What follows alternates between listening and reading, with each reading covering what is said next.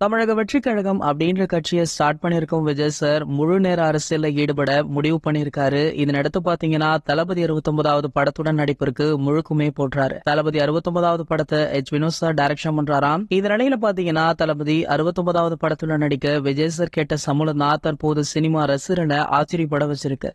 Vinod sir படத்துல நடிக்க ரூபாய் 275 கோடியை சம்பளமாக கேட்டிருக்காராம். இதுதான் அவருடைய கெரியர்ல அதிக சம்பளம் வாங்கும் படம் அப்படின்னே சொல்லலாம். வெங்கட் பிரபு இயக்கத்துல வெளியான கோட் திரைப்படத்துல விஜய் சாருக்கு 200 கோடி சம்பளம் கொடுக்கப்பட்டது. இதனிடையில தன்னுடைய கடைசி படத்திற்கு 275 கோடி கேட்டிருக்காராம். விஜய் சார் கேட்கும் சம்பள விவரம் அறிந்தவர்களோ படத்துடைய பட்ஜெட்ல பாதிக்கு மேல ஹீரோவுக்கு கொடுத்து விட்டால் மீதமுள்ள தொகையை வைத்து எப்படி தரமான பொழுதுபோக்கு அளிக்க முடியும்? ஹீரோக்கள் இப்படி 200 கோடி சம்பளம் கேட்பது சரி கிடையாது. 200 கோடி சம்பளம் வாங்கினா 1000 கோடி ஹிட் படத்தை கொடுக்க வேண்டும். அதை கொடுத்து விட்டு 200 கோடி சம்பளம் வாங்கட்டும் அப்படின்னு ஒரு சிலருமே பேசிட்டு இருக்காங்க. ஆனால் தளபதி 69வது படத்துடன் விஜய் சார் நடிப்பதை நிறுத்துவது அவருடைய ரசிகர்களுக்கு சுத்தமாகவே பிடிக்கல. விஜய்னா தயவு செய்து தொடர்ந்து படங்கள்ல நடிங்க, சினிமாவையும் அரசியலுமே சேர்த்து கவனிக்க உங்களால முடியும் அப்படின்னு அவருக்கு உணர்ச்சி பூர்வமாகவும் பேசிட்டு இருக்காங்க. சோ இதெல்லாம் ஒரு பக்கம் இருக்க தளபதி 69வது படத்துடைய முதற்கட்ட வேலைகள் கிட்டத்தட்ட முடிஞ்சிருச்சாம். அடுத்த வாரம் இந்த படத்துடைய பூஜை சிம்பிளாக நடைபெற இருக்கா. இந்த பூஜையில பாத்தீங்கன்னா படக்குழு ஒர்க் பண்ற அனைவருமே கலந்து கொள்ள இருக்காங்க.